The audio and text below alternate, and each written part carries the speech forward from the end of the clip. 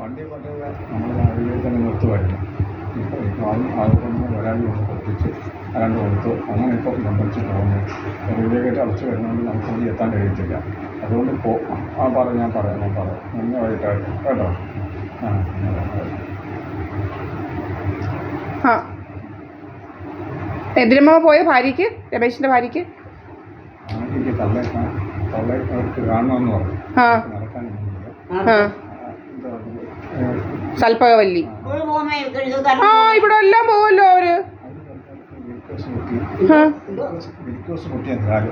അതെന്നും പൊട്ടിയാന്നല്ലോ, എന്നും പൊട്ടിയാന്നൊക്കെ.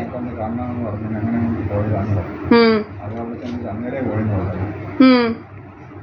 അവിടെ എന്നും പൊട്ടിയായിരിക്കും. എത്ര വർഷം കൊണ്ട് അതിനാണോ രമേശൻ അവിടെ പോയത്? ഒരു ദിവസം രാവിലെ 8 മണി പോലും ആയില്ല. ഭാര്യമായിട്ട് പോകുന്ന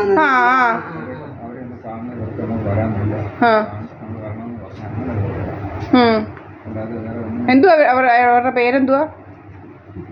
എവിടുത്തെ കാര്യം അവര്? നെടുമങ്ങാട്.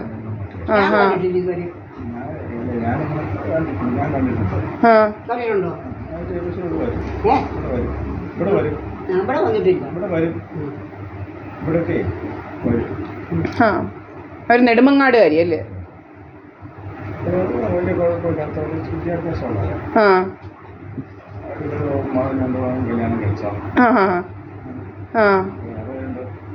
വെള്ളം കൊടുക്കാൻ ആരെങ്കിലും ഇല്ല, വലിയ പ്രയാസമായിരുന്നു. അത് പാത്രം വെച്ച് കഴിയുന്നില്ല. അവൻ്റെ പിന്നെ എല്ലാം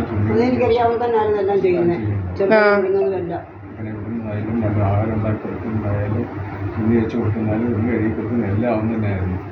ഇതിനിടയ്ക്ക് എല്ലാ കാര്യങ്ങളും ചെയ്യുന്നതായിരുന്നു. ഒന്ന് അഭിലാഷനകത്ത് കൊടുക്കുന്ന രമേശനൊക്കെ കൊടുക്കുന്ന എല്ലാ രമേശൻ ഇതിനൊന്നും വന്നില്ലല്ലോ. ഒന്നിനും രമേശൻ വന്നില്ലല്ലോ. ഇല്ലില്ല. ഈ പ്രദേശത്തെങ്ങാണ് രമേശൻ വന്നത് എന്തിനെങ്കിലും വന്നു? ഇല്ലല്ലോ.